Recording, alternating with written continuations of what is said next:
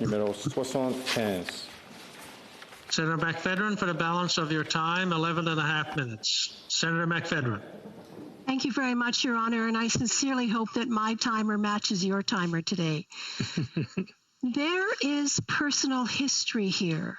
To understand the depth of the Philippine president's vendetta against Senator Leila de Lima, please allow me to borrow from the evidence summarized in the bipartisan U.S. Senate Resolution 142, as unanimously adopted in January 2020, including application of the U.S. Global Magnitsky Law as relevant to the president and officials in the Philippines. Here's a brief chronology of how Senator de Lima became the target of President Rodrigo Duterte. 1. In her capacity as chair of the Commission on Human Rights, Senator de Lima investigated the alleged involvement of the mayor of Davao City, Rodrigo Duterte, in the extrajudicial killings executed by the so-called Davao Death Squad. 2.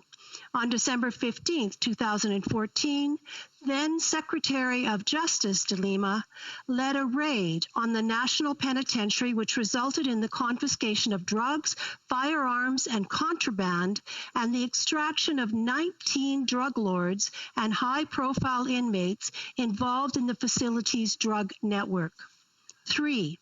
On July 13, 2016, Senator de Lima, in her capacity as chair of the Senate Committee on Justice and Human Rights, filed Senate Resolution Number 9 calling for an investigation into extrajudicial killings and summary executions of suspected drug offenders arising from President Duterte's, quote, war on drugs, quote.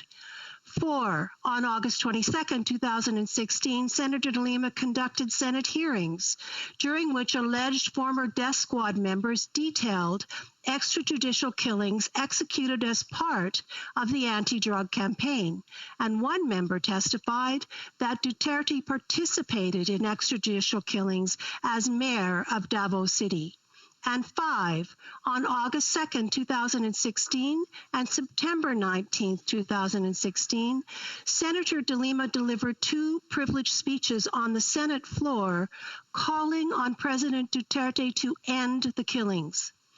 There is ample documentation that soon after those speeches, President Duterte vowed publicly to destroy Senator de Lima.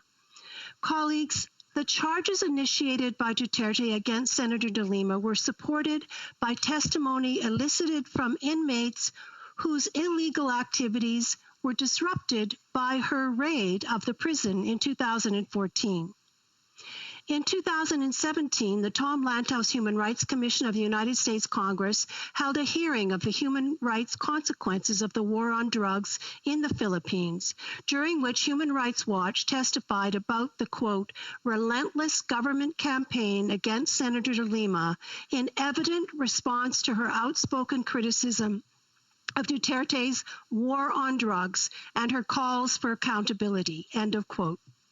In 2018, the United Nations Human Rights Council's Working Group on Arbitrary Detention adopted an opinion finding several categories of arbitrary detention and concluding, quote, Ms. de Lima's political views and convictions are clearly at the center of the present case, and that the authorities have displayed an attitude towards her that can only be characterized as targeted and discriminatory. Indeed, she has been the target of partisan persecution, and there is no explanation for this other than her exercise of the right to express such views and convictions as a human rights defender. The United Nations Working Group went on to recommend that the government of the Philippines adopt certain measures, including 1, the immediate release of Senator de Lima. 2, an independent investigation of the circumstances surrounding her arbitrary detention. And 3, the provision of compensation and other reparations, including reinstatement to the positions from which she was ousted. Retaliation by the Duterte administration has included forcible confinement without bail, defaming Senator de Lima with brash accusations and crude sexist insults, leaking her personal information to the public, forcing her removal from the Senate Committee for Human Rights, and denying her access to the Senate in an attempt to thwart her from fulfilling her parliamentary duties. In February this year, just before her detention passed its fourth year, Senator de Lima's legal defense team won their motion to dismiss the first charge against her on grounds that the evidence presented by the prosecutors was insufficient for a criminal conviction. Once granted, such a motion is considered an acquittal by the court. President Duterte continues to throw sexist insults at Senator de Lima, following his established pattern from before and long after her detention more than 4 years ago. Just a few weeks ago, at a public event, he was recorded as saying, and I quote, "She is the only bitch who convinced the world she's a prisoner of conscience," end of quote. Honorable colleagues, we know that a working democracy requires that dedicated persons, both in government and civil society, be able to scrutinize governments and hold to account those in power.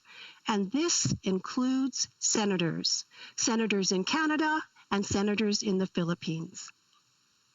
When the Magnitsky Bill was introduced to this place by the Honorable Raynel Andreychuk, it was because of state persecution and murder of a young Russian lawyer, Sergei Magnitsky, who exposed massive corruption in the Russian government.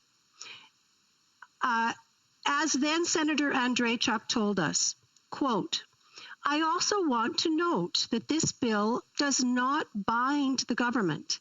It empowers it. It gives to the government a tool to add to its deliberations in pursuit of Canada's foreign policy goals. In part, the bill before you today would call on the Government of Canada to seek justice on behalf of Sergei Magnitsky against all those involved in his illegal detention, torture, and death. However, the bill moves beyond that, and I'm still quoting Senator Andreychuk here. It would enable Canada to take a leadership role towards strengthening effective accountability for violations and crimes under international law. The bill takes into account the need to target gross human rights violators wherever they or their assets may be hiding. It seeks to utilize internationally recognized human rights instruments, standards, and definitions." End of quote. Colleagues, in the Australian House of Representatives, the plight of Senator de Lima has been used as a key example of why Australia should follow the USA and Canada in enacting a version of the Magnitsky Act. February 24th this year was the 4th anniversary of Senator de Lima's imprisonment. This motion was introduced to mark her 48 weeks plus in detention, and in the UK, 27 members of Parliament and the House of Lords, across party lines, sent a letter to the Philippines Embassy in London calling for the immediate release of Senator de Lima. This motion reinforces that of the European Parliament in calling on the authorities of the Philippines to drop all politically motivated charges against Senator de Lima, to release her while she awaits trial, to allow her to exercise freely her rights and duties as an elected representative, and to provide her with adequate security and sanitary conditions while in detention. I bring this motion to you today as an opportunity to join our voices as independent thinking senators with parliamentarians and other human rights defenders with the assurance that we would not be alone in taking a stand to support a sister senator. In addition to the bipartisan sponsored resolution unanimously adopted by the U.S. Senate last year, condemning Senator de Lima's imprisonment and also opposing the arrest and detention of other human rights defenders and journalists who were exercising their right to freedom of expression, many of our allies around the world have already taken a stand.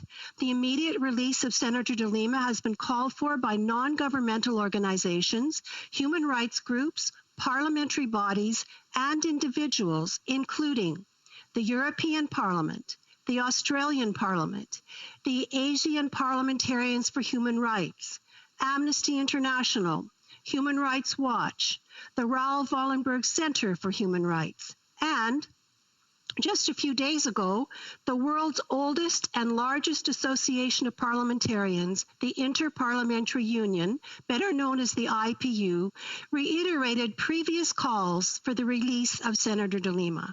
Honorable colleagues, we will not be the first parliamentary institution to speak out, but if we do, our action on this motion will be widely respected and send a signal as to where we stand on human rights by standing with a sister senator who is paying too steeply for speaking truth to power. Merci. Thank you. Megwich.